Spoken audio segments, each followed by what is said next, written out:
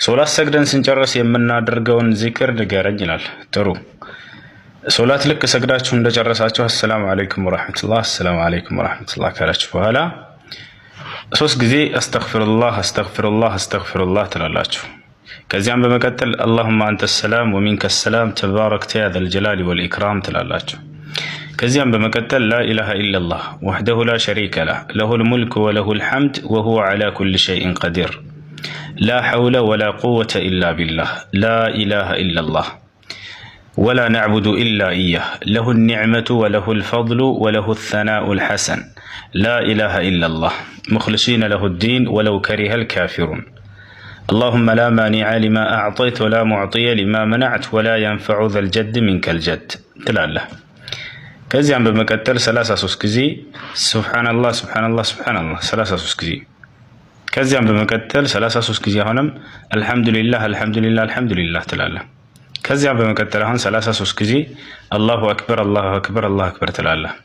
ከዚያ መጨረሻ መቶኛውን ላ ኢላሃ ኢለላህ ወህደሁ ላ ሸሪከ ለህ ለሁል ሙልክ ወለሁል ሐምድ ወሁወ ዐላ ኩሊ ሸይኢን ቀዲር ትላለህ ማለት ነው። ከዚያ በኋላ ሱረቱል ኢኽላስን ትቀራለህ። ከዚያም ሱረቱል ፈለቅን ትቀራለህ። ከዚያ ሱረቱን ናስን ትቀራለህ። ከዚያም አየቱል ኩርሲይን ትቀራለህ ማለት ነው።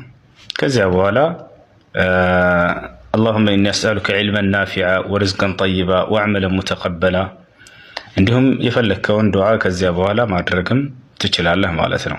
ሶላት ሰግደህ እንደጨረስክ እነዚህን አዝካሮች በል። አላህ ሱብሓነሁ ወተዓላ ቁርአን ላይ ምን ብሏል? ፈኢዛ ቀደይቱም ሰላህ ፈዝኩሩላህ ብሏል። ሶላትን ሰግዳችሁ በጨረሳችሁ ጊዜ አላህን አውሱ ዚክር አድርጉ ተብሏል።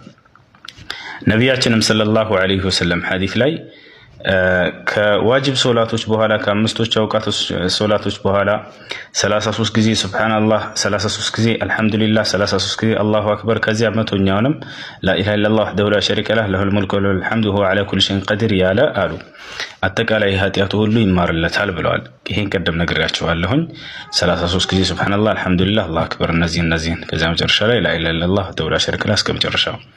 እንዲሁም አየቱል ኩርሲይን ከሶላት በኋላ የቀራ ሰው አሉ ገብታችኋል። ምን አሉ ነቢያችን ሰለላሁ ዐለይሂ ወሰለም? በእርሱና በጀነት መካከል አንድ ነገር ነው ያለው እርሱም መሞት ነው አሉ።